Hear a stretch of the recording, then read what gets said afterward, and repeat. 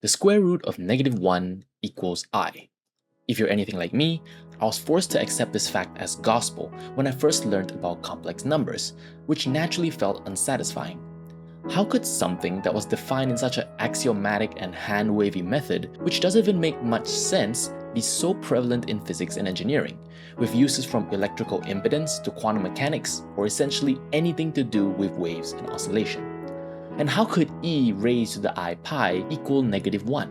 What the heck does that even mean? Well, the problem doesn't actually lie with the imaginary unit, but rather how it is typically presented in classrooms. So abandon your tight grip that the square root of -1 is I, and let's try to see how we can get a geometric intuition on what a complex number even is. Since complex numbers are a go-to representation of waves and oscillation, let's take a look at two simple sinusoidal waves of equal amplitude. A wave consists of two things: an amplitude, or how tall the wave is, and a phase, how much is shifted right or left. When two waves are perfectly in phase, they constructively interfere, and their amplitudes add exactly, but bring them exactly 180 degrees out of phase, and they destructively interfere. Wave interference is typically a combination of the two, not exactly cancelling and not exactly adding, something in between. A similar thing happens with numbers. Add two numbers of the same amplitude, and they add exactly. Flip one around, and you get exact cancellation. But we can't get that in between for standard numbers that waves can, since they don't have a range of phases, only positive or negative. So let's leave our restrictive one-dimensional number line, and let's think about polar numbers, which aren't binary like scalar numbers and are typically written in the form r angle theta. Essentially, what this mathematical object is telling you is how much to move and in what direction. Let's examine this point right here. It's a polar number, which has r equals 1 and a phase of 0, which is in essence just a scalar. We can transform this polar number by scaling the r value with another scalar number and rotate it by adding a phase shift. Formally representing this transformation looks like multiplication with another polar number. In its most general case, we can transform a polar number a angle theta by multiplying it with another polar number b angle phi. So what transform must we apply to get from our starting point to this point? Well, it's by adding 180 degrees to the phase. Intuitively, you can think of it this way. Suppose I asked you to walk 7 steps forward. Then I asked you to come back. What would you do? Well, if you're normal, you would turn around, thereby rotating 180 degrees and walk back 7 steps. And so it is with our polar number. By multiplying it with the polar number 1 angle pi, we get -1. And so 1 angle pi equals -1. You can probably feel that we're getting very close to discovering what the imaginary unit is. But let's pause here for a second and appreciate what we just got. Rotation has brought us naturally to negation. Now let's try to take the square root of our expression. But hold on, what is the square root of a polar number? Well, let's examine its flip case, exponentiation.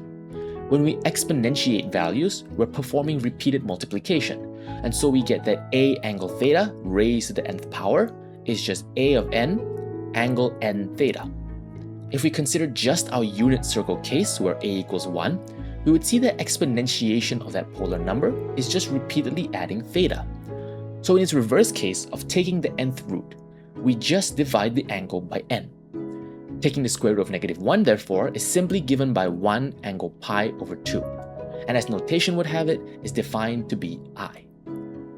Now we intuitively see that taking imaginary numbers inherently implies rotation at its core, and not as a consequence of axiomatic definition.